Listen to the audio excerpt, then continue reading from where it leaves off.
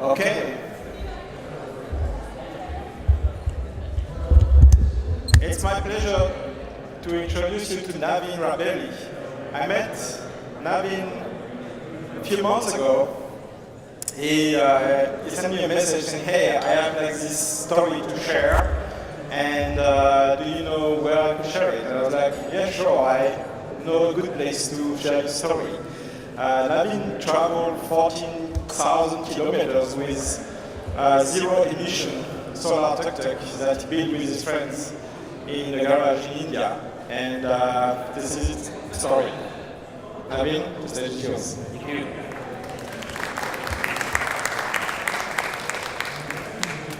Thanks everyone. Good evening. I call my journey or my story as zero emission tuk-tuk travel. So what I meant is we built or we modified a diesel Piaggio Ape, a tuk-tuk, into solar and electric and drove with it from India to London, around 14,000 kilometers and 12 countries. You know, this was a fantastic experience for me and my team. This was one of the things that you do once in your lifetime. And I would like to start this presentation with why I started this journey. It was my childhood dream to travel from India to London, and I can't really figure out why it was. It is one of those reasons why sometimes you have a dream, and you just one day you realize that okay, now I have to tick one of these boxes. So when I was a kid, it was always my dream to travel by road from India to London all the way. And I was contemplating how can I do it. And I was discussing this with my friends, and I realized that this picture really asked me many questions about my journey, about my dream, or how I want to pursue my dream. As I'm from India, and we have a lot of pollution issues, and this picture, actually, this beautiful girl is hiding her mask in her face because of pollution. And I was asking myself, is it right for me to travel in a vehicle for my dream, which will affect the environment? So this was the starting point of my idea of how it came out. And we were thinking, and one day we saw these tuk-tuks in India, pretty much everywhere, and it's one of the most used mode of transport. They are highly noisy, highly polluting. And one of my friends suggested me, why don't I take one of these tuk-tuks, convert it into a zero emission, and travel with it. So it was a really good combination of my dream and of the effect that I will have in the future. So, but for this, it's nice to have such dreams. You put down your paper, you're all excited, but after a while, when you see the reality, this is my reality.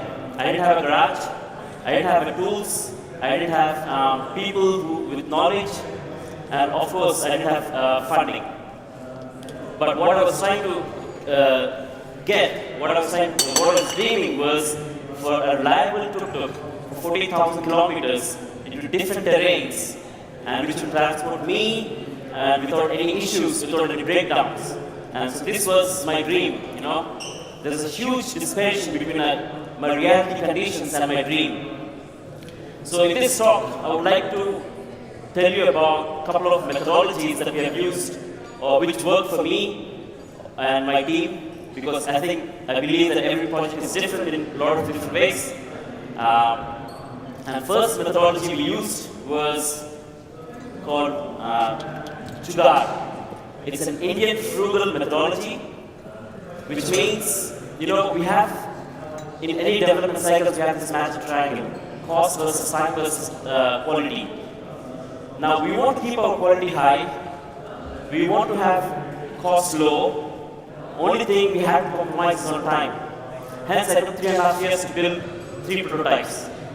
And to get the cost low, what we have used, what the ways we have, the tools that we have used is sometimes we didn't have mechanical tools, so we used human tools. And there was one example which I would like to share is when we were during one of our tests, we realized that our dashboard was showing erratic signals. Like for example, our temperatures were reading up to 1,000 degrees, and we never knew why. And it used to happen on a periodic way, and we didn't have. So we went to some professors, some industry people to tell us why it happened. They all came out with an answer to saying we needed to borrow or we needed to buy an equipment which was really expensive, about 2,000 euros, for measuring electrical noise, EMC. I mean, it's nice to have such kind of machine, but fact of the matter was we didn't have. So one of the engineers, he devised a very basic instrument which was based on our Walkman, the old Walkman. And you remember, I think it has what do you call the magnet, which picks up the tape. So we used that as a sensor, and we went around the vehicle to find where the noise was coming out. So in fact, we saved a lot of money, and it did the job. So this was the methodology we tried to use throughout our process. And we successfully, I mean, yeah, we can always complain. We can always say, is it good enough? Yes, I think it was good enough because we passed the government regulations, and it was safe for us, and it didn't break down. Second methodology is we have a word called niyat. I couldn't find the appropriate word in English, which means intention plus a soulful presentation of people together. So during our first tries, we used to fail. You know, it's quite common in any development process. We used to fail horribly. But then, our team members always used to have a smile. Always had carried out with a smile. We used to come back and we used to take it as a challenge next day. This actually helped us to go from completely zero to where we are now.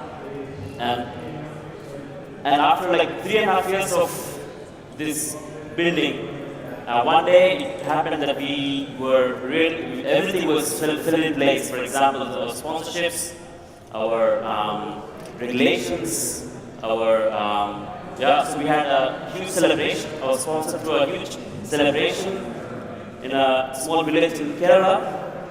A lot of media, local, international media was there, and ministers, local ministers, Indian ministers were there to flag us off, and it was also my birthday. It was a fantastic birthday for me to remember. And you know, very next day, sometimes life is really crazy. The very next day, when we started, we could not even drive for 1 kilometer.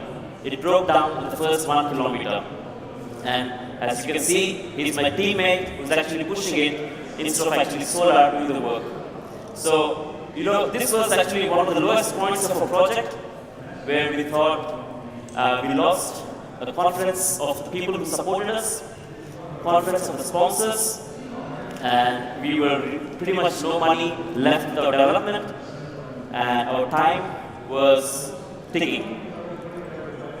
At this time, I even considered to give up my journey, and I asked during this time, the next day when I went to the garage, a couple of people asked me, they saw that I was really sad, and they asked me, Naveen, do you know why we support you in this project? They were the local mechanics, and I asked them, can you please share? They said, no matter how hard we try, how much money that we earn, we can never travel to the places that you always talk about. For example, they can never travel with their financial situation, they can never travel to Switzerland or UK. But they felt that their soul with this tuk-tuk can travel, and that's why they were supporting me. That gave me a lot of confidence, and that day I realized my dream has actually rubbed on to many people. It was a dream of many.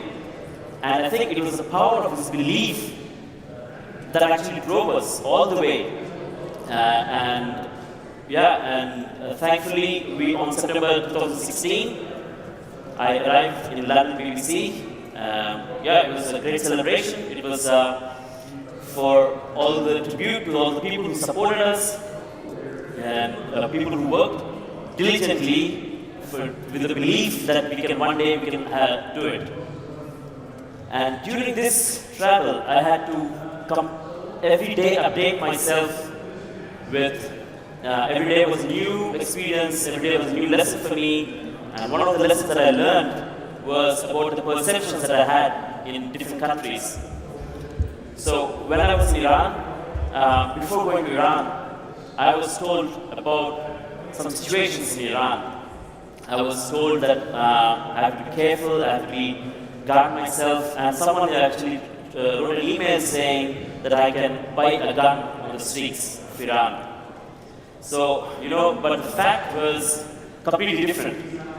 Completely different. The people were including me in their families, people were welcoming me into their celebrations, packing my food, and giving me a shelter to sleep. So what I learned from this experience was that once you remove this filter called perceptions from your head, you can see people as they are instead of actually what you're being told. That keeps you very open to a lot of cultures, and that helped me to carry on for the next 7 months. And during this journey, one thing that really helped me was to push my boundaries. I go to schools and universities, talk about my journey, and the naive smiles that I get from the school kids actually pushed me further and further. And I was quite happy that I could inspire them, because the mere thought of 14,000 kilometers over land, that can be possible without petrol or diesel, just opens up a lot of minds, and that is what I was intending to do with my project. And so in short, my project was about build, travel, and inspire. Thanks very much.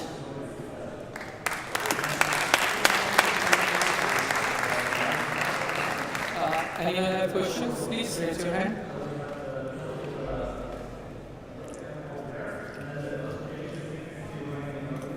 Hello, very great story. I just wanted to ask, did you have some kind of technical background, or how do you start it? Yes, I did. I do have a technical background. I am an electrical engineer in automotive, but completely different from what I did here. I had no clue about gearbox, I had no clue about construction, design. I was merely a wiring harness guy. Thank you. Thank you.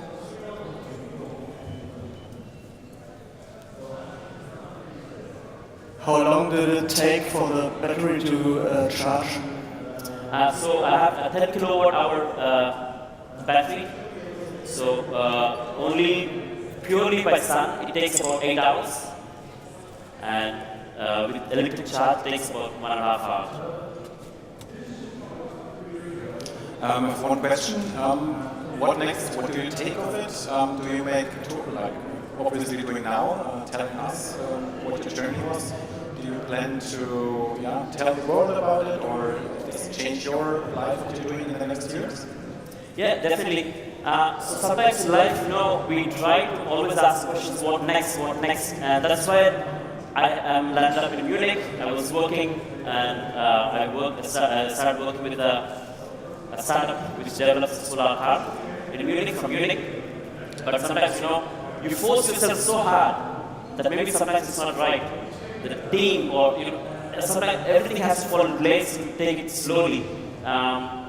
Unfortunately, I could not continue with the startup that I was working with.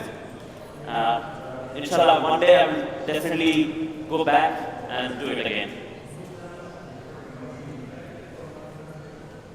Hi. I loved your story. It's amazing.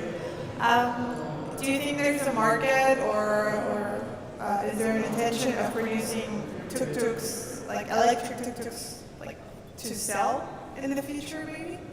Yeah, definitely there is a lot of market, especially in developing countries like India, Sri Lanka, and Africa. There's already a lot of government initiatives which have started after I finished my tuk-tuk. At the moment, there's a lot of initiatives, and people are also, so the cost is coming down for the owners to buy the tuk-tuk, for the drivers to buy the tuk-tuk. So yeah, and for me, yes, one day probably I would like to think about not just about the tuk-tuk, I would think about as sustainable mobility solutions. That would be my focus in the future. Any more questions? Okay, so I think we're done. Okay, thank you, Naveen, for such a wonderful